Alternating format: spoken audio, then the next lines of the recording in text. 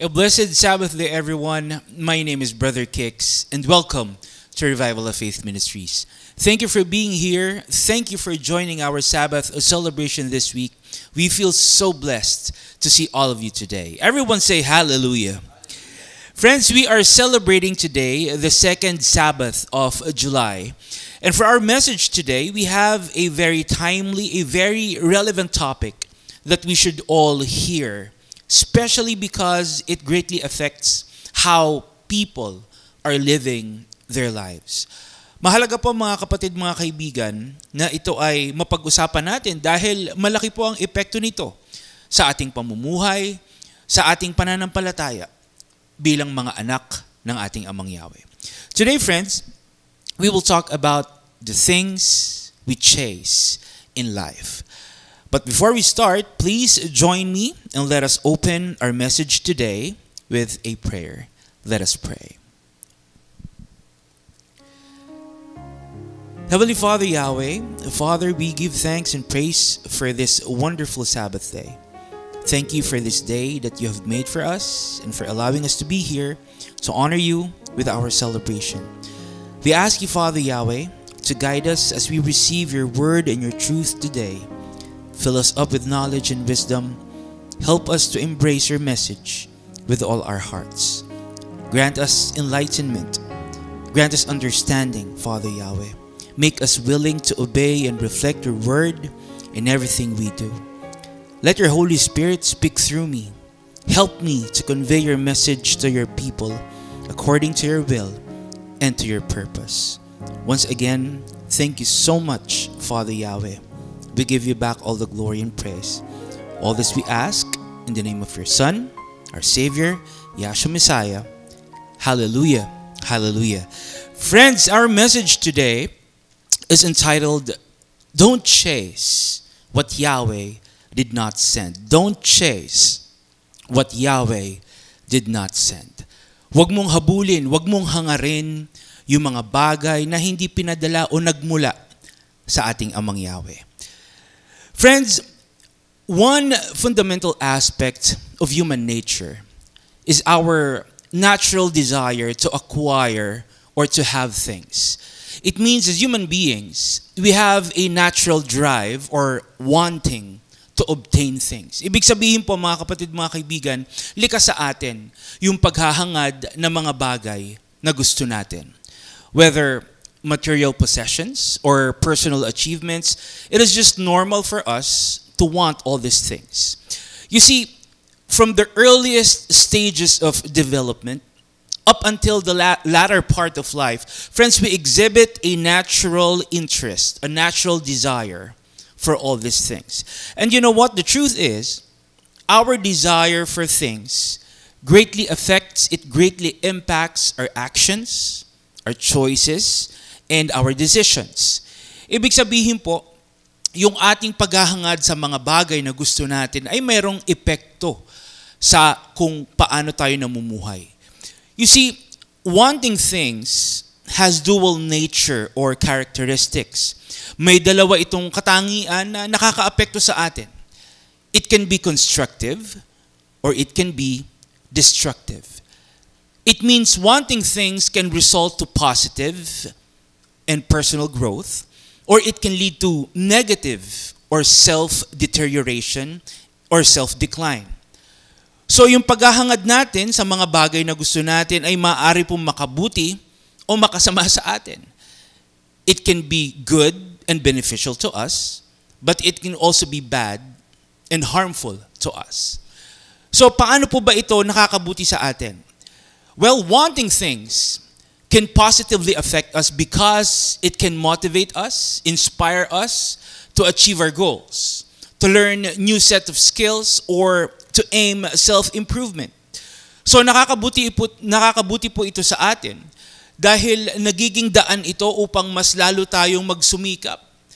Mas lalo nating gustuhin ang pagpapabuti sa ating sarili.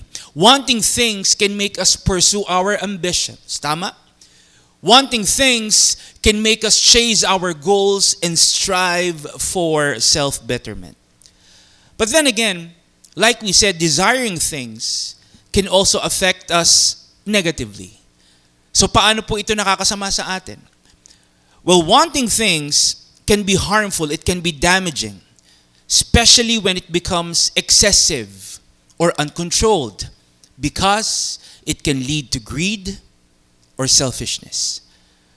So nakakasama po yung paghahangad natin kung ito ay nagiging labis na, kung ito ay nagiging sobra-sobra na. Dahil ito po ay nagiging daan upang mangibabaw sa atin ang pagkamakasarili at kasakiman. And when we allow greed, when we allow selfishness to take over us, it can negatively affect our relationship and connection with other people as well. So kahit po yung mga tao sa paligid natin, apektado din. So our question is, what are we supposed to do? If wanting things can be bad and harmful to us, are we supposed to just stop and not want things anymore? Kung ito po ay mayroong masamang epekto sa atin, dapat ba ay hindi na tayo maghangad pa ng mga bagay na ninanais natin? Should we stop ourselves from wanting things? What can we read, mga kapatid, mga kaibigan? What can we read from the scripture regarding this? What are we supposed to do as followers and believers? Well, first off, as human beings, our Almighty Father Yahweh He created us with this natural desire for things. Together with free will, Yahweh also gave us the capability to want things. So likas po sa atin ang maghangad dahil tayo po ay nilikha ng ating Amang Yahweh na ganito. Dahil ganito tayo nilikha ng ating Amang Yahweh. And remember friends, Yahweh created everything according to His purpose. Tama? Yahweh created everything according to His purpose. So may layunin po ang ating Amang Yahweh, kaya niya tayo binigyan ng kakayahan na maghangad. So I don't think our natural desire for things is the problem. Let me repeat that. I don't believe that our natural desire for things is the problem. I don't believe that being able to freely want things is the problem. Hindi po yung paghahangad natin ang nagiging problema. The problem is actually the things that we desire. The actual problem is the things that we desire. Ito po yung nagiging problema, yung mga bagay na hinahangad natin. It becomes a problem when the things that we want are not good and beneficial to us. Tama po ba? Kapag yung mga bagay daw po na gusto natin ay hindi na nakakabuti sa atin. Most of all, it becomes a problem when the things that we desire are not pleasing and acceptable to Abba Yahweh. Kapag yung mga bagay daw po na hinahangad natin ay hindi nakalulugod at hindi katanggap-tanggap sa ating Amang Yahweh. That's why right now, I want you to ask yourself, I want you to assess and ask yourself, are the things you want pleasing and acceptable to Abba Yahweh? As a follower, as a believer, are your wants and desires aligned and conforming to Yahweh's word and commands? Bilang mga mananampalataya, masasabi mo ba na yung mga bagay na hinahangad mo ay naaayon sa mga salita at kautusan ng ating Amang Yahweh? Are you chasing things that are from Yahweh? Kagaya po nung sinabi natin, hindi masamang maghangad. But the question is, masasabi mo ba na yung mga bagay na hinahangad mo ay ayon sa ating Amang Yahweh? Are you chasing things that comes from Abba Yahweh? It says in Colossians 3:1-2, you have been raised to life with Yahshua, so set your hearts on the things that are in heaven, where Yahshua sits on His throne at the right side of Yahweh. Keep your minds fixed on things there, not on things here on earth. Friends, the passage is reminding us that our wants and desires should be focused on the things above. Tama po ba? We are reminded that our wants, our desires should be focused on the things above, which are from Abba Yahweh, and not on the things of this world. Ito daw po dapat yung hinahangad natin, yung mga bagay na nagmumula sa ating Amang Yahweh at hindi sa mundo. Friends, Apostle Paul is encouraging us to intentionally focus our hearts and minds on what is from Abba Yahweh. He is reminding us not to get distracted, not to be obsessed with worldly things and material possessions. Tama po ba? Tayo po'y pinapaalalahanan na ang dapat nating sikapin, dapat nating gustuhin ay yung mga bagay na nagmumula sa ating Amang Yahweh. But then again, are we really chasing what Yahweh wants for us? Or are we just after what the world is offering us? As followers and believers, are you desiring things from above? Or are you focused more on the things of this world? Saan nga ba tayo nakatuon? Ano ba talaga yung hinahangad natin? Especially nowadays, mga kapatid, mga kaibigan. A lot of people are so focused on getting the things they want. They are chasing so many things in life. And they will do everything. They will do whatever it takes just for them to get what they desire. Gagawin po nila ang lahat para lang makuha nila yung gusto nila. But the thing is, most of the time, people don't consider if what they want is actually aligned and according to what Abba Yahweh wants. Tama po ba? Kadalasan hindi nila na iniisip kung yung gusto nila ay ayon ba sa ating Amang Yahweh. That's why most of the time, people also fail.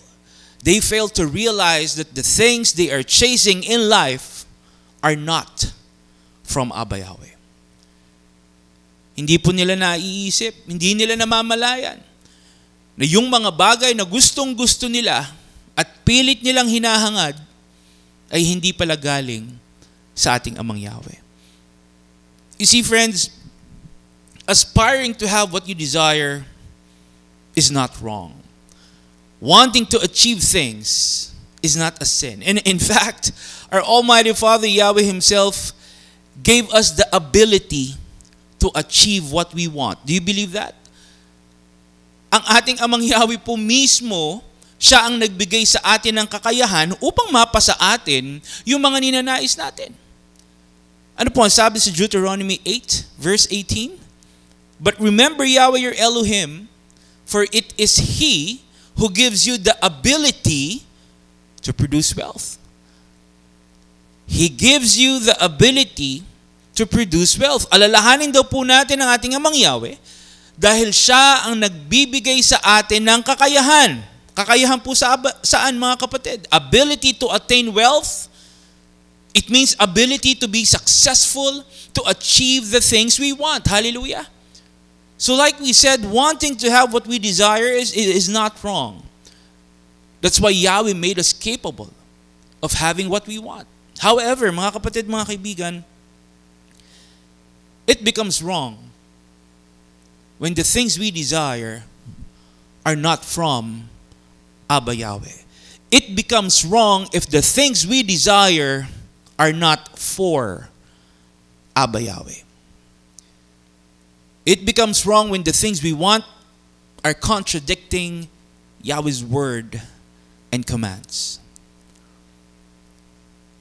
Yung paghahangad po natin ay nagiging mali kung yung mga bagay na ginugusto natin ay hindi mula at hindi ayon sa ating Amang Yahweh. That's why we need to be cautious, mga kapatid, mga kaibigan.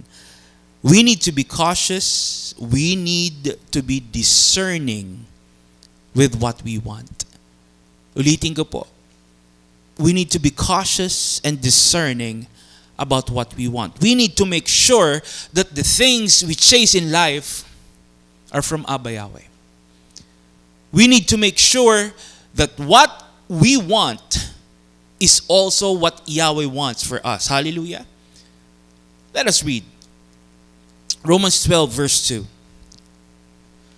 Do not be conformed to this world, but be transformed by the renewal of your mind, that by testing you may discern what is the will of Yahweh, what is good and acceptable and perfect. Everyone say hallelujah. Friends, the thing is, we are given discernment. Napakalinaw po. We are given discernment so we can identify, so we can choose what is right, what is good, and what is pleasing to Abba Yahweh. Binigyan po tayo ng ating Amang Yahweh ng kakayahan na piliin kung ano yung tama, kung ano yung mabuti at kung ano yung naaayon sa kanyang kalooban, at yun ang gusto niya para sa atin. That is why, as followers and believers, we are expected to discern. We are expected to discern the things that we chase in life. We are expected to be discerning and choose what is aligned and conforming to Yahweh's will. Tama po ba?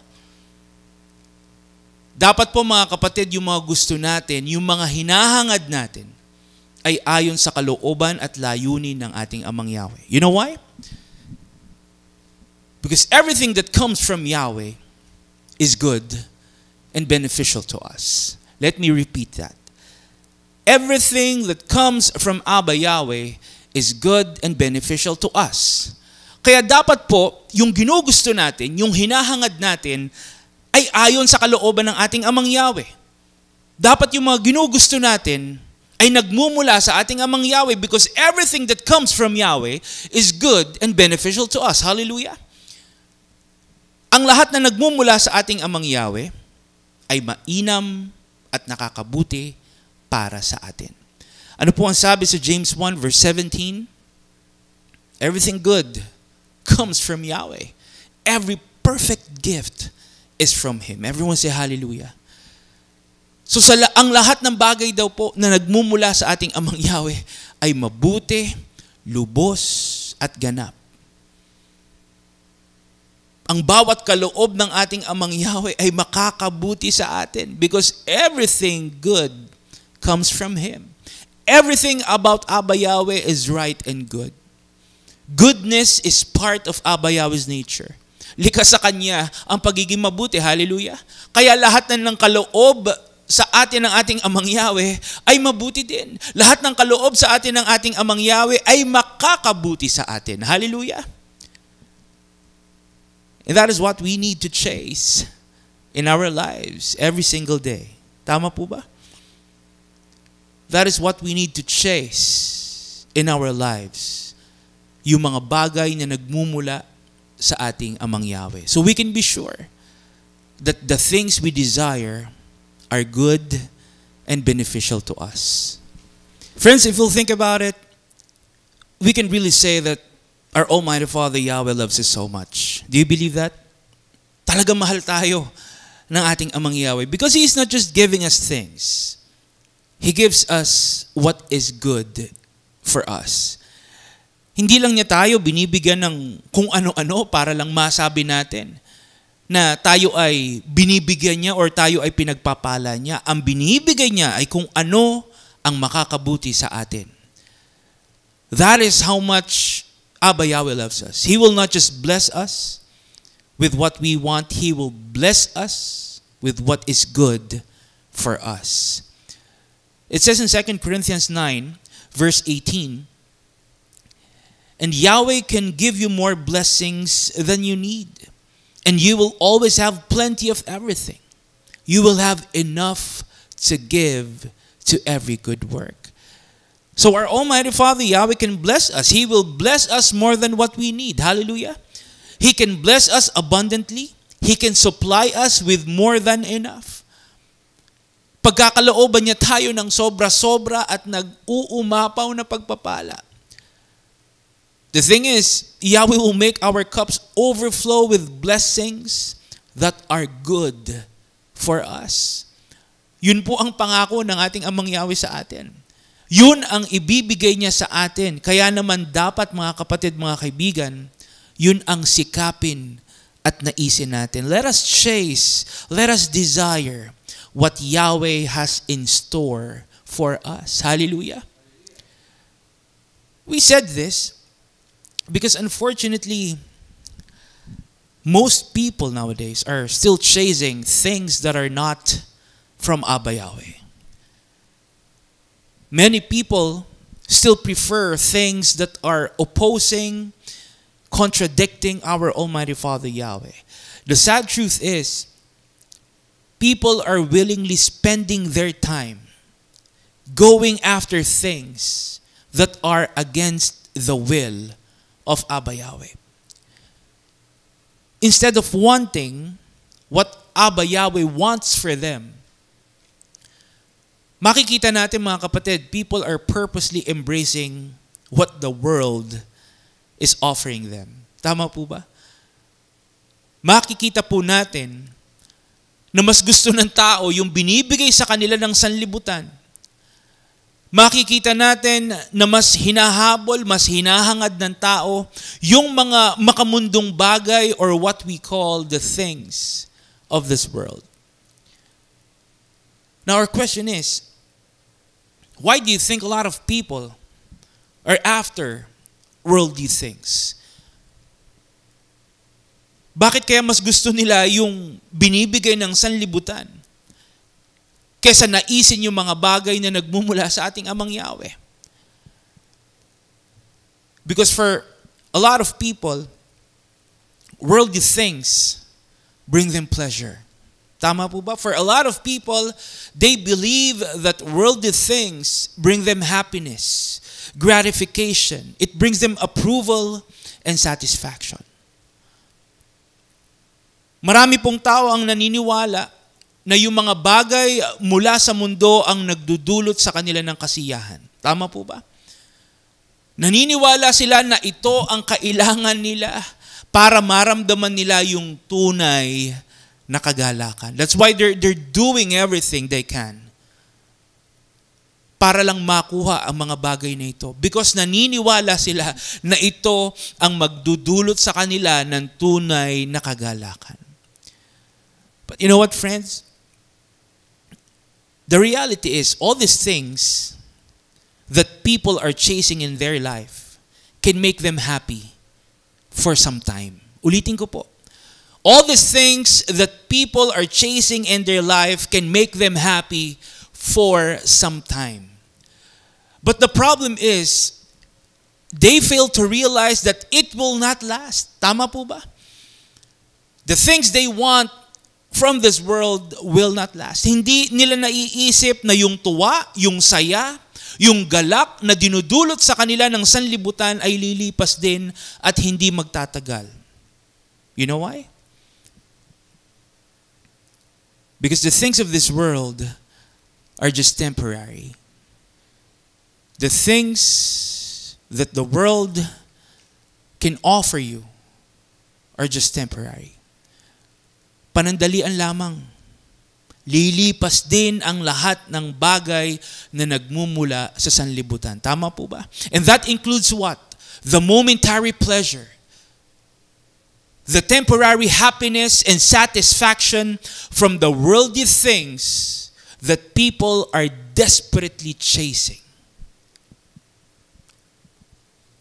The thing is, people fail to realize that the world cannot offer them genuine happiness and satisfaction. People fail to realize that they will never gain true and lasting joy by chasing the things of this world. Hindi nila makakamit ang tunay, yung lubos na kagalakan mula sa mga bagay ng sanlibutan. You know why? Because true and lasting joy only comes from our Almighty Father Yahweh. Hallelujah. True and lasting joy only comes from Abba Yahweh. Siya lamang po Ang ating Amang Yahweh lamang ang makapagbibigay sa atin ng tunay at lubos na kagalakan. Not the world, not the things of this world, only Abba Yahweh. Ano po ang sabi mga kapatid? Sa Ecclesiastes 2 verse 26.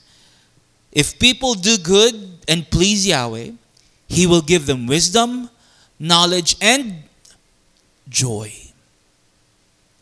So kung tayo daw po ay gagawa ng mabuti, kung tayo ay magiging kalugod-lugod sa ating Amang Yahweh, tayo daw po ay bibigyan niya ng kagalakan. Yahweh will grant us what? True and lasting joy. Hallelujah. That's why, especially as followers and believers, friends, let us chase what is good and what is pleasing to Abba Yahweh. Let our desires be aligned to what is right and acceptable in the sight of Abba Yahweh. Instead of wanting things of this world, ituon po natin yung puso at isip natin sa mga bagay na nagmumula sa ating Amang Yahweh. Let us fix our eyes on Abba Yahweh and on the great and amazing things that He intends for us. Hallelujah. Ano po ang sabi sa 2 Corinthians 4:18? So we fix our eyes not on what is seen, but on what is unseen. Since what is seen is temporary, but what is unseen is eternal.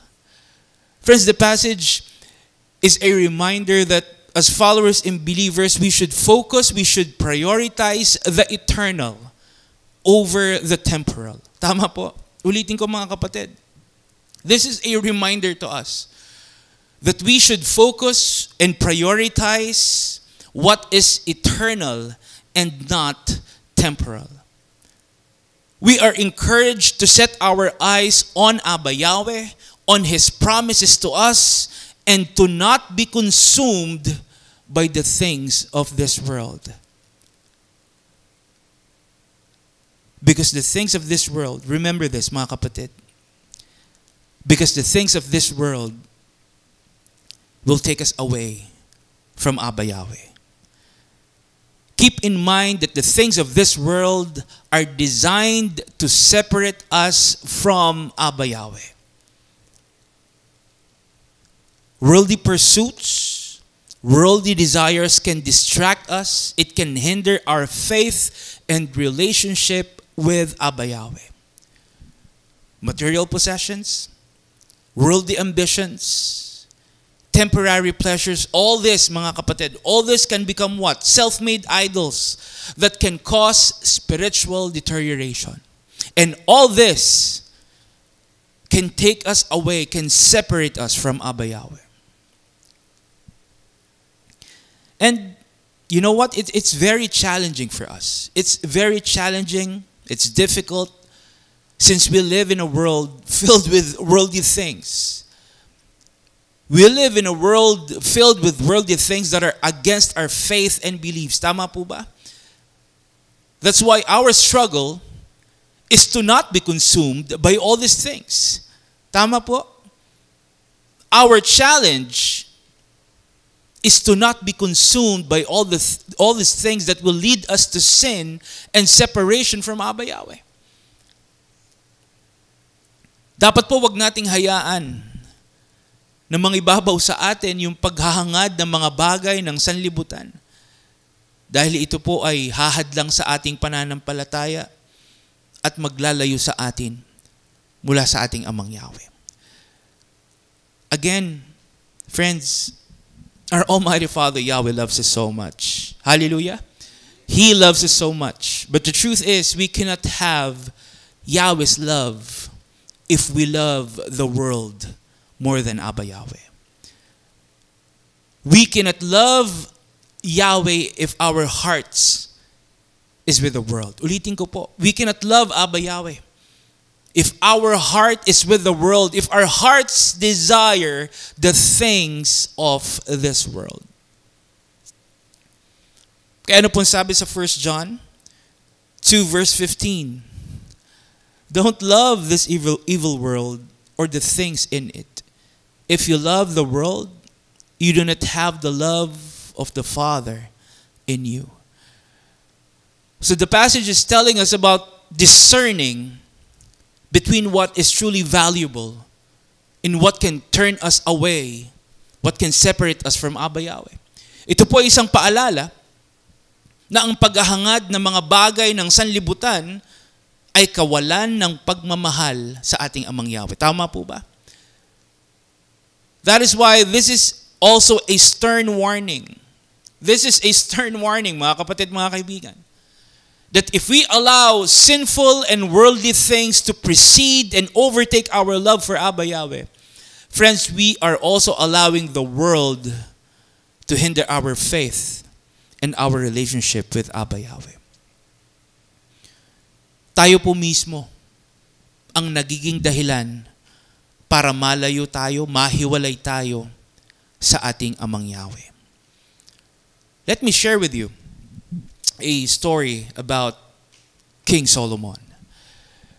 Friends, King Solomon was the third and final king of the unified nation of Israel. Si King Solomon po yung huling hari bago nahati ang Israel. He succeeded his father, King David, and he was a renowned ruler known for his unmatched wisdom. Si King Solomon po ay kinikilala kahit ng ibang mga bansa dahil sa kanyang kaalaman at karunungan. You see, rulers and leaders of surrounding nations sought his counsel, his advice, and judgment because of his reputation as a wise and fair king. Solomon's exceptional wisdom was truly admired by many, making him respected and influential even beyond Israel. That's why King Solomon is considered as one of the greatest kings of Israel. His time as king was marked by prosperity, by significant achievements, one of which is the construction of the first temple in Jerusalem. But aside from wisdom, King Solomon was also blessed with immense wealth and vast riches. So maliban po sa kaalaman at karunungan, si Haring Solomon po ay pinagkalooban din ng ating Amang Yahweh ng hindi mapantayang yaman. King Solomon's wealth was extraordinary, making him one of the wealthiest and one of the most powerful kings during his time. So, masasabi po natin, mga kapatid, na talagang lubos na pinagpala ng ating Amang Yahweh sa Haring Solomon. Tama po ba? If we think about it, King Solomon had everything. Ibinigay na sa kanya lahat ng ating Amang Yahweh. And you know what? Yahweh even promised King Solomon that if he walks in obedience and righteousness, he will enjoy a long and prosperous life. So napakagandang pangako ng ating Amang Yahweh. Kapag patuloy po na sumunod at naging kalugod-lugod si Haring Solomon sa ating Amang Yahweh, he will enjoy a long and prosperous life. All he had to do was to remain faithful and to continue in righteousness before Abba Yahweh. And he will be blessed. Siya ay patuloy na pagpapalain ng ating Amang Yahweh kung siya daw po ay patuloy na magiging tapat at sumusunod sa ating Amang Yahweh.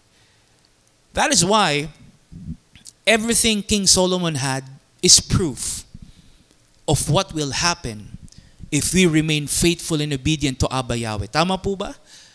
Lahat ng meron si Haring Solomon, yung kanyang kaalaman, yung kanyang karunungan, yung kanyang kapangyarihan, yung kanyang kayamanan.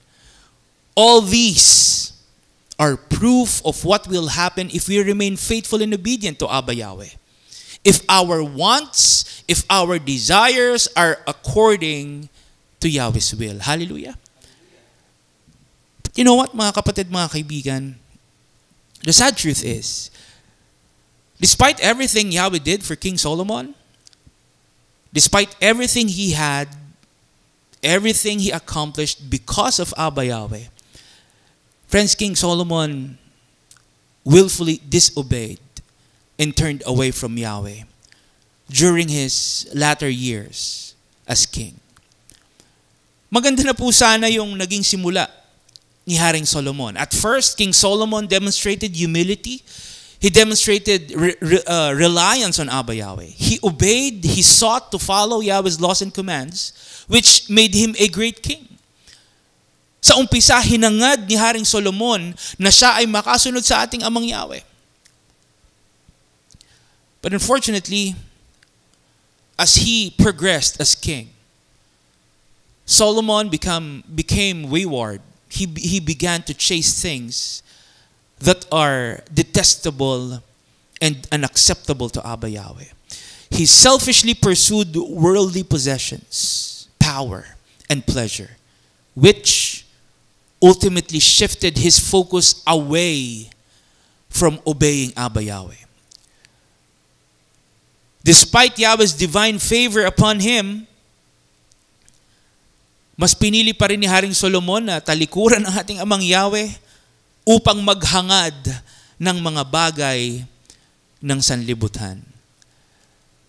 You see, King Solomon's worldly desires included wealth, power, political influence, lavish living, accumulating material riches, and engaging in idolatry, causing him to abandon his faithfulness, his full obedience to Yahweh's laws and commands. So naging daan po itong mga bagay na ito upang baliwalain niya ang ating Amang Yahweh. And this critical turning point is often linked and attributed to King Solomon's accumulation of foreign wives and their influence on him. Mababasa po natin na nagawang talikuran ni Haring Solomon ang ating Amang Yahweh dahil sa kanyang mga dayuhang asawa na hindi naniniwala at hindi kumikilala sa ating Amang Yahweh. You see, King Solomon married many foreign women from pagan nations, including the daughter of Pharaoh and women from Moab, Ammon, Edom, Sidon, and the Hittites. So basically, naghangad po si Haring Solomon ng madaming asawa to the point that he accumulated 700 foreign wives. And not only that, King Solomon also had 300 concubines who were like wives to him. So maliban po sa kanyang mga asawa, madami din siyang mga aliping babae. And all these foreign women led him away from Yahweh. They influenced King Solomon to worship false gods and build high places and altars for idol worship. Throughout his final years, Solomon's pursuit of worldly riches, his achievements led him further away from Yahweh and ultimately resulted to his downfall. Yung paghahangad po ni Haring Solomon ng mga bagay ng sanlibutan ay naging dahilan din ng kanyang tuluyang pagbagsak at pagkasira bilang hari. Our Almighty Father Yahweh declared that Solomon's kingdom would be divided after his death. Friends, the thing is, King Solomon became detestable. He became unacceptable to Abba Yahweh because the things he chased were also detestable and unacceptable to Abba Yahweh. Tama po ba? Siya po ay hindi naging katanggap-tanggap sa ating Amang Yahweh dahil yung mga bagay na hinangad niya ay kasuklam-suklam din sa ating Amang Yahweh. Tama po ba? At the end, King Solomon's despicable actions led to Yahweh's divine disapproval, judgment, and spiritual consequences, even for the nation of Israel. Kaya naman mga kapatid, mga kaibigan, sana po ay kapulutan natin ng aral yung sinapit ni Haring Solomon. Dahil ito po ay isang paalala kung ano ang pwedeng mangyari kung hahayaan natin mangibabaw sa atin ang maling paghahangad ng mga bagay ng sanlibutan. Tama po ba? What happened to King Solomon is a reminder of what will happen if the things we chase in life are not of Abba Yahweh. It is a strong reminder that chasing after things that are not aligned, not according to Yahweh, will eventually separate us and turn us away from Him. Tama po ba? Kaya ano po ang sinabi ng ating amang Yahweh kay Haring Solomon sa 1 Kings 3, verse 12? So I'm going to do what you've asked. I'm giving you a wise and discerning heart, so that there will never be anyone like you. Friends, this is Abba Yahweh giving Solomon a wise and discerning heart. Binigyan po ng ating amang Yahweh si Solomon ng kakayahan para malaman, para piliin kung ano ang tama, kung ano yung mabuti at naaayon sa ating amang Yahweh. And the truth is, Yahweh also gave us this. Tama po ba? Do you believe that? The truth is, Yahweh also gave us that wisdom, that discernment, so that the things we chase in life would be pleasing and acceptable to Abba Yahweh. Tayo rin po meron ito. Abba Yahweh gave us a wise and discerning heart so we can chase the things that are pleasing and acceptable to Him. Hallelujah. That's why I encourage you, mga kapatid, mga kaibigan, I encourage you to use it. I encourage you to be wise, to be discerning about the things you desire. I encourage you to choose things that are aligned and according to Abba Yahweh. I encourage you to use your wise and discerning heart to chase things that are from Yahweh and not the things of this world. Hallelujah. Ano po ang sabi sa 1 Peter 4 verse 2? Strengthen yourselves so that you will live your lives here on earth doing what Yahweh wants, not doing the evil things that people want. Friends, the passage is reminding us that we should live our lives doing not what we want. Ulitin ko po. We are reminded to live our lives doing not what we want, but doing what Yahweh wants for us. Hallelujah. We are reminded to live our lives doing things that are pleasing and acceptable to Abba Yahweh. Dapat daw po tayong magpakatibay, dapat tayong magpakatatag para makapamuhay tayo ng may pagsunod sa ating amang Yahweh at magawa natin yung mga bagay na ayon sa kanyang kalooban. Hallelujah. And Yahweh's will, remember this, and Abba Yahweh's will for us includes chasing things that are from Yahweh and not the things of this world. Kalooban ng ating amang Yahweh na sikapin at naisin natin yung mga bagay na nagmumula sa Kanya. Kaya nga patuloy niyang pinagkakaloob sa atin yung Kanyang mga pagpapala. Because Yahweh intends for us to want the things that comes from Him and not from the world. Tama po ba? Think about it. Kaya tayo patuloy na pinagpapala ng ating amang Yahweh. Kaya niya patuloy na pinagkakaloob sa atin yung kanyang mga pagpapala because our Almighty Father Yahweh intends for us to want those things that comes from Him and not the things of this world. Does it make sense? Because as our Creator, Yahweh knows and Yahweh wants what is best for us. Hallelujah. He is doing all this because as our Creator, He knows and He wants what is best for us. Hangad ng ating amang Yahweh yung kabutihan natin. Nais ng ating amang Yahweh na mapabuti po tayo. Hallelujah. That's why we are instructed to be wise. We are instructed to discern, to chase only things that are from Abba Yahweh. Dahil ito po ang makakabuti sa atin. Hallelujah. But like we said, despite having wisdom and discernment, Despite knowing what is good and pleasing to Abba Yahweh, many people are still controlled and consumed by the things of this world. Unfortunately, a lot of people would rather chase and hold on to things that is from this world. The sad truth is, especially nowadays, a lot of people are spending their lives chasing and accumulating what the world has to offer, instead of pursuing what our Almighty Father Yahweh is graciously giving them. Makikita po natin, mga kapatid, lalo na sa panahon natin ngayon, mas pinapahalagahan ng tao yung mga bagay ng sanlibutan kesa sa ating Amang Yahweh. Tama po ba? So why do you think people opt to chase the things of this world instead of pursuing our Almighty Father Yahweh?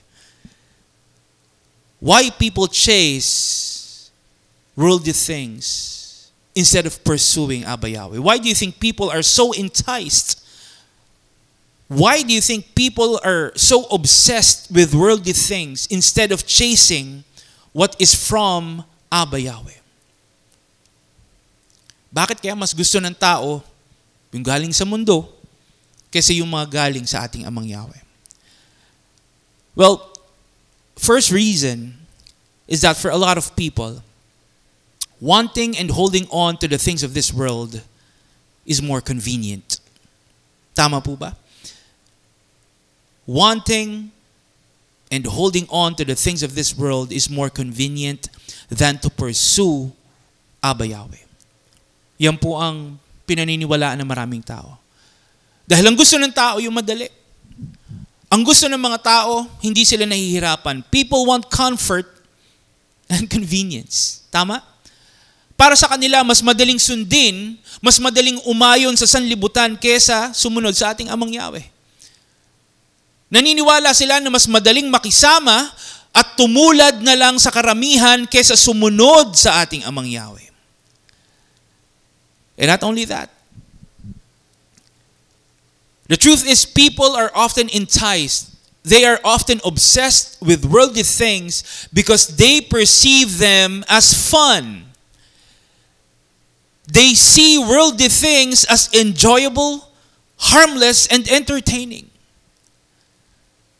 Naniniwala sila, mga kapatid, mga kaibigan, na yung mga bagay ng sanlibutan ay masaya, nakakatuwa, at mabuti para sa kanila.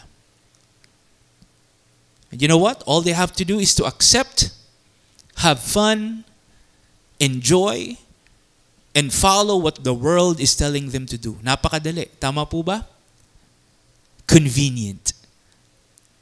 Ang kailangan lang nilang gawin ay mamuhay ng ayon sa sanlibutan, which makes it so convenient for them. Tama? But the question is this how we are supposed to live our lives? Chasing after the things of this world? Are we supposed to just follow and do things just because everyone else is following it and doing it? Dapat ba tayong umayon na lang sa sanlibutan, mga kapatid, mga kaibigan? Dapat ba tularan na lang natin ang ginagawa ng karamihan? Should we just imitate and conform to the ways and pattern of this world so things will be convenient for us? Let us read Exodus 23, verse 2. Don't do something just because everyone else is doing it. Ulitin ko po, mga kapatid, don't do something just because everyone else is doing it. If you see a group of people doing wrong, don't join them. You must not let them persuade you to do wrong things. You must do what is right and fair. Everyone say hallelujah. Ano po ang paalala? We must do what is right, what is fair. Huwag daw natin gawin ang isang bagay dahil lang ito ay ginagawa ng karamihan, because seeing everyone else doing it doesn't make it right or good. Tama po?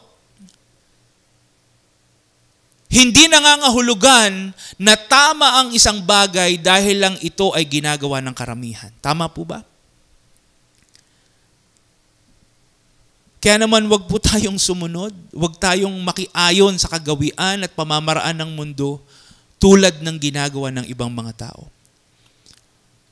Wag nating tularan ang gawain ng sanlibutan. You know why? Because the ways and pattern of this world will change us. Believe me, mga kapatid.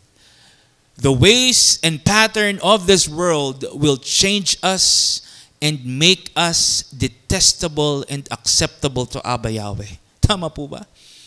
Ano po ba ibig sabihin pag sinabi nating ways and pattern of this world? When we say ways and pattern of this world, it refers to the superficial values, superficial ways and customs that prioritizes worldly desires, such as pleasure, possession, and status over spiritual and moral values. Ibig sabihin, mga kapatid, yung pamamaraan ng sanlibutan ay ang pagpapahalaga sa makasalanang pagnanais o kagustuhan ng tao kaysa sa kalooban ng ating Amang Yahweh. Tama po ba? That's why the ways and pattern of this world is totally conflicting. Remember this. The ways and pattern of this world is totally conflicting with a life of faith and obedience to Yahweh that we should all live out. Kaya ang sabi po sa 1 John 2 verse 16, these are the ways of the world, wanting to please our sinful selves, wanting the sinful things we see, and being too proud of what we have. None of this come from the Father, but all of them come from the world. So malinaw po, mga kapatid, mga kaibigan, ito daw po yung mga mga pamamaraan ng sanlibutan. At malinaw po na makasalanan ang mga gawi at pamamaraan ng mundo. All these things are designed to corrupt our hearts and minds. Tama po ba? Kaya naman tayo po ay pinapaalalahanan na huwag umayon sa mga gawi at pamamaraan ng mundo. We are reminded not to chase the sinful things of this world and to stop living like everyone else. We are instructed to abandon our worldly desires and not allow the sinful things of this world to change us and corrupt us. Hallelujah. Instead, we must remain set apart. Ulitin ko po. We must remain set apart and allow Abba Yahweh to transform us from the inside out. We must let Abba Yahweh change us into the new person that He intends for us to be. So we will be able to chase and uphold Yahweh's good, pleasing, and perfect will for us. Hallelujah. Now, together with convenience, another reason why people are going after the things of this world instead of Abba Yahweh is because people don't like to change. People don't like to change. The thing is, for a lot of people, following and obeying Yahweh seemed difficult. It seemed burdensome because they believe Yahweh requires so much. Diba, ang hirap naman yan. Ang daming kailangan. Ang dahilan nila, mga kapatid, mahirap at pabigat ang sumunod sa ating Amang Yahweh dahil madaming pinagbabawal, madaming kailangan sundin, madaming kailangan ibahin at baguhin. But you know what, friends? The truth is, most of the time, people don't like change simply because they are not willing to change. Kadalasan, ayaw ng tao ng pagbabago dahil ayaw nila. Hindi sila willing magbago. Ayaw ng tao magbago dahil mas gusto nila yung madali, yung komportable, at yung hindi na sila mahihirapan. Tama po ba? That's why people rather chase what the world is conveniently offering them than pursue what Yahweh is graciously giving them. Unfortunately, people would rather be worldly than chase what is holy. Ulitin ko po. Many people would rather be worldly than chase what is holy because they are not willing to embrace the change that Abba Yahweh requires. Tama po? Mas gusto nilang umayon, mas gusto nilang mamuhay sa pamamaraan ng sanlibutan kaysa magbago ayon sa ating Amang Yahweh. People will choose the more convenient and familiar path of worldly pursuits just to avoid the transformative process that comes with living a life of faith and obedience to Yahweh. This is exactly what happened to the young rich man. Do you still remember the story of the young rich man?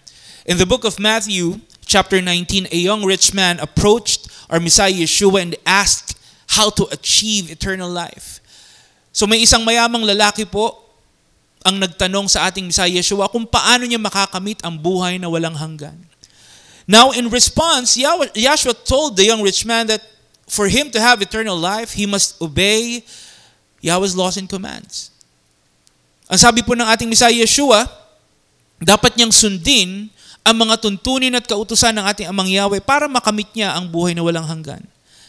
And then, Yeshua enumerated the laws and commands that the young rich man needs to follow.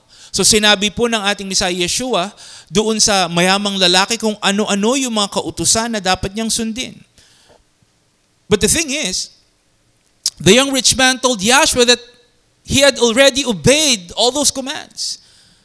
So ang sabi po ng lalaki sa ating Messiah Yeshua, sinusunod na niya yung mga kautusan. That's why the young rich man decided to ask Yeshua again what he needed to do to have eternal life. Dahil sa kagustuhan po niyang malaman kung paano magkaroon ng buhay na walang hanggan, siya po ay nagtanong ulit sa ating Messiah Yeshua. Now, Yeshua answered the young rich man. But this time, Yeshua told him to do something that he did not expect.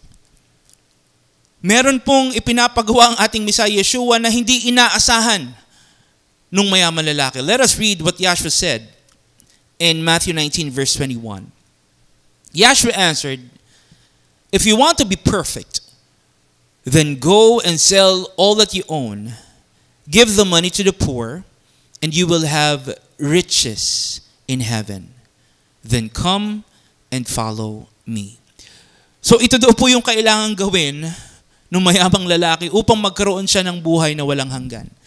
Yeshua told the young rich man to go home, sell all his possessions, give all the money to the poor, come back and follow our Messiah Yeshua.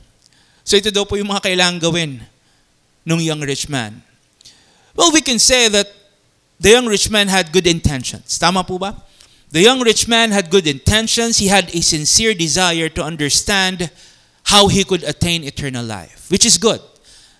In fact, his eagerness to know signifies that he valued his spiritual well-being and he wanted to do what is right and what is good. Kaya po siguro mga kapatid, siya ay sumusunod din sa mga kautusan ng ating Amang Yahweh. Dahil naniniwala siya na ito ay mahalagang aspeto ng pagkakaroon ng buhay na walang hanggan. So sinimulan na niya, ginagawa na daw po niya yung pagsunod sa mga kautusan. Again, which is good. However, when Yeshua told the young rich man what he must do to achieve eternal life, the young rich man reacted differently. So iba po yung naging reaksyon nung mayamang lalaki. Let us read that in Matthew 19 verse 22. But when the young man heard this, he left grieving and distressed, for he owned much property and had many possessions, which he treasured more than his relationship with Yahweh. So upon hearing from Yeshua what he should do, ano po nangyari mga kapatid? The young rich man was heartbroken. He was devastated. He was bothered. He was upset because he was far more concerned. He was so attached to his worldly possessions than the reward of eternal life that comes from Abba Yahweh. Imbis na magalak, Imbis na matuwa, siya po ay nalungkot pa. Siya ay nabahala nung nalaman niya yung dapat niyang gawin. Because he did not want to let go of what he had. Tama po ba? Despite knowing that he will gain eternal life, ano pong ginawa nung young rich man? He felt bad and just left. He disregarded what Yahshua told him to do because his heart was deeply attached to his worldly riches and possessions. Mas gusto niyang manatili sa kanya yung kanyang kayamanan kesa naisin na mapa sa kanya yung buhay na walang hanggan. Tama po ba? Friends, despite his good intentions to seek eternal life and his outwardly righteous actions, his unwillingness to part with his wealth reveals what he was really chasing after. The young rich man wanted the comfort and convenience of his worldly possessions. That's why he easily rejected the significant change that was needed for him to attain eternal life. You know what, mga kapatid, mga kaibigan? The truth is, what happened to the young rich man is really no different from what is happening right now. Hindi po ito nalalayo, hindi ito naiiba sa mga nangyayari sa panahon natin ngayon. Because you can see a lot of people nowadays chasing and prioritizing worldly possessions and achievements over spiritual growth and advancement. Tama po ba? Mas pinapahalagahan ng tao yung paglago, yung pag-unlad ng kanilang makamundong kayamanan kaysa sikapin na mapalapit sa ating Amang Yahweh. Mas pinapahalagahan nila yung makasanlibutang pamumuhay kaysa mamuhay na kasama ang ating Amang Yahweh. Tama po ba? Remember, friends, anything that comes from the world may hinder us from achieving a deeper and more meaningful relationship with Yahweh. Remember that. A worldly lifestyle will lead us away from the path to holiness. It will hold us back from fulfilling our higher calling. Remember that. Kaya dapat po siguraduhin natin na yung mga bagay na hinahangad natin ay maglalapit sa atin sa ating Amang Yahweh. Hallelujah. Regardless how great or small, we need to make sure that the things we desire will move us closer to Yahweh. We need to make sure that the things we chase are from Abba Yahweh. Now, given all this, mga kapatid, our question is, how do we know?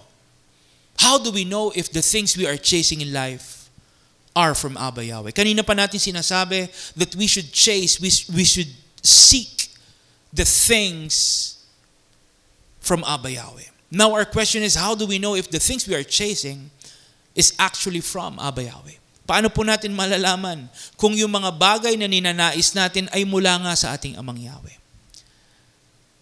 How can we tell if our blessings are really from Yahweh? Let us read Proverbs 10, verse 22. It says, "The blessing of Yahweh brings true riches, and He adds no sorrow to it, for it comes as a blessing from Yahweh." Everyone say hallelujah. So ganito daw po yung pagpapala. Ganito daw po yung mga pagpapala na nagmumula sa ating Amang Yahweh. And unlike the things of this world, Yahweh's blessings don't come with sorrow or hardship. Hallelujah. Hindi daw po ito nagdudulot ng kalungkutan o kahirapan. You see, Yahweh's blessings don't bring pain or cause discomfort. It doesn't bring sadness or cause trouble. Ang mga pagpapala ng ating Amang Yahweh ay hindi nagdudulot ng sakit o kahirapan. Hindi po ito nagdudulot ng kalungkutan o kaguluhan, because everything that comes from Yahweh is good and perfect. Hallelujah. The truth is, Yahweh's blessings are pure. Yahweh's blessings are untainted by sorrow. Which means, mga kapatid, Yahweh's blessings are without any unwanted consequences or painful experiences. Yung mga pagpapala ng ating Amang Yahweh ay hindi nakakasama sa atin. Unlike earthly riches that often brings what? Hurt, worry, anxiety, and stress. Pag yung pagpapala galing sa ating Amang Yahweh, wala daw pong ganon. Walang sakit, walang pag-aalala, walang kapaguran, walang pangamba. Because Yahweh's blessings are pure and untainted by sorrow. You see, every gift from Yahweh signifies His goodness and kindness to us. Ito po ay patunay, bawat pagpapala ng ating Amang Yahweh sa atin ay patunay ng Kanyang kabutihan at kagandahang loob sa atin. That's why each time we receive Yahweh's blessings, mga kapatid, it's not just about gaining physical or material wealth. Ulitin ko pa mga kapatid, each time we receive Yahweh's blessings, it is not just about gaining physical or material wealth. Because Yahweh's blessings also entail spiritual riches and prosperity. Hallelujah! Yahweh's blessings bring spiritual riches and prosperity, which means we are also blessed with inner peace. We also experience true joy, and we get to feel a genuine sense of fulfillment that only comes from Abba Yahweh. Hallelujah! So ganito daw po yung pagpapala na nagmumula sa ating Amang Yahweh. Ganito yung mga pagpapala na gusto niyang mapa sa atin. You know why? Because Abba Yahweh wants us to feel blessed. Our Almighty Father Yahweh wants us to feel blessed and to enjoy each and every blessing. Hallelujah. Ano man yung pagpapala mo ngayon, ano man yung pagpapala na pinagkaloob niya sa'yo ngayon, maliit man o malaki, ang gusto ng ating Amang Yahweh, maramdaman mo na ikaw ay pinagpapala niya. And Yahweh wants you to enjoy each and every blessing. Do you believe that? Let us read Ecclesiastes 5 verse 19. It says, if Yahweh gives some people wealth, property, and the power to enjoy those things, they should enjoy them. They should accept the things they have and enjoy their work. That is a gift from Yahweh. Everyone say hallelujah. So again, mga kapatid, Yahweh will bless us. Again, His favors and blessings will be upon us. Like what the passage is telling us, Abba Yahweh wants us to enjoy them. Yahweh wants us to experience true and lasting joy through every blessing that He gives us. Ang gusto na ating Amang Yahweh, maramdaman natin yung lubos at tunay na kagalakan sa pamamagitan ng mga pagpapala na pinagkakaloob niya sa atin. And all this will be possible, mga kapatid. Remember this. All these will be possible if we will continue to seek and chase after the things that comes only from Abba Yahweh. Remember, friends, the enemy will continue to deceive us. The enemy will do everything to distract us using the things of this world to take us away from Abba Yahweh. The enemy will corrupt our hearts, our minds with worldly pursuits and sinful desires to hinder our faith and relationship with Yahweh. Gagamitin po ng kaaway ang sanlibutan upang mailayo niya tayo sa ating Amang Yahweh. Kaya bilang mananampalataya, bilang mga anak ng ating Amang Yahweh, huwag po nating hayaan na mangibabaw sa atin yung makamundong pagnanais at makasalanang kagustuhan. Huwag nating hayaan na mapagtagumpayan tayo ng maling paghahangad ng mga bagay ng sanlibutan. Let us not chase superficial happiness. Let us not chase momentary pleasure or temporary fulfillment.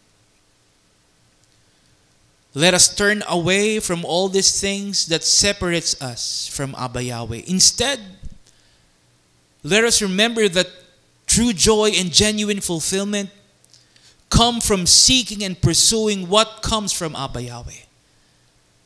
Let us keep in mind that only Yahweh's blessings can bring us utmost happiness, deep sense of contentment, and lasting inner peace. Hallelujah. That is why, as followers and believers, may our hearts be fixed and anchored to the things above. May we continue to chase, to pursue things that will strengthen our faith and lead us into a deeper and meaningful relationship with Abba Yahweh. Friends, don't fear. Don't worry. Don't think that you are missing out. Instead, let Abba Yahweh bless you and enrich you with every good and perfect gift that comes only from Him. Everyone say hallelujah. Friends, at this point, I'd like to invite you once again to join me in prayer. And let us give thanks and praise to our Almighty Father Yahweh. Let us pray. Heavenly Father, we thank and praise you once again for this wonderful Sabbath day. Thank you for the favors and blessings that you have granted upon us as we celebrate your holy day. Thank you, Father Yahweh, for the opportunity to gather in your presence with all our brethren and guests to experience your love, your kindness, your faithfulness and grace as part of your people. Thank you, Father Yahweh, for the blessing of your word. Thank you for your message and for reminding us to focus on the things that come from you. May your powerful and living word grant us the willingness and desire to chase and pursue in our lives the things that you intend for us. Let your message help us, Father Yahweh, to turn away from the things of this world that are pulling us away from you. Help us to reject the momentary pleasures and temporary pursuits of this world. Fill us up with your Holy Spirit so that we may always chase after what is good, eternal, and aligned with your will. Allow us to always follow you wholeheartedly, and may we always choose the things that come from you above all else. Once again, thank you so much, Father Yahweh. We give you back all the glory and praise. All this we ask in the name of your Son, our Savior, Yahshua Messiah. Everyone say, hallelujah, hallelujah. Friends, for our closing passage, let us read Luke 12:29 to 31. Luke 12:29 to 31. It says, so do not be overly concerned about what you will eat and what you will drink. And do not worry about such things, for all the nations of the world pursue these things. And your Father knows that you need them. Instead, seek the kingdom of Yahweh above all else, and He will give you everything you need. Everyone say hallelujah. We are to seek the kingdom of Abba Yahweh above all else, and everything that we need will be given to us. Friends, this passage is a reminder of what we should chase and prioritize in life. This is a strong reminder of what we should seek and pursue, especially as followers and believers. Kaya naman patuloy nating sikapin ang ating Amang Yahweh. Patuloy nating naisin na manatili sa Kanyang presensya. Patuloy nating hangarin ang lahat ng nagmumula sa Kanya. Hallelujah. Let us not allow the world to take us away from Abba Yahweh. Let us not allow the things of this world to hinder us from receiving all of Yahweh's blessings that He intends for us. Remember, friends, no one can serve two masters. No one can serve two masters. We cannot be worldly and be holy at the same time. We cannot live a worldly life and walk with Yahweh at the same time. We cannot hold on to the things of this world and remain set apart for Yahweh at the same time. We cannot chase what Yahweh wants for us if our heart is filled with sinful and worldly desires. The thing is, choosing to pursue Yahweh and chasing what comes from Him is an intentional act of faith and obedience. That is why I hope and pray that starting today, we will choose to seek our Almighty Father Yahweh and strive for things that comes only from Him. Friends, I hope and pray that starting today, our wants and desires will always be aligned with what is good, what is right, and what is pleasing in Yahweh's sight. Remember, friends, let us not chase the world or the things of this world. Instead, let us fix our hearts and minds on things that will draw us closer to Yahweh and will lead us to the fulfillment of Yahweh's will and purpose in our lives. Everyone say hallelujah. Again, friends, thank you so much for joining our Sabbath celebration today. I hope and pray that you found encouragement and inspiration through Yahweh's message that we received today. A blessed and a meaningful Sabbath day. Revival of Faith Ministries. Hallelujah. Praise Yahweh. Let us stand up and receive Yahweh's blessings. Yevareka ka Yahweh viyish mereka, Yair Yahweh panebeleka vikunika, Yesa Yahweh panebeleka, Vayasem, Leka Shalom. May Yahweh bless you and keep you. May Yahweh make shine His face on you and be gracious to you. May Yahweh lift up His face unto you and give you peace. May Almighty Father Yahweh bless us all. Hallelujah.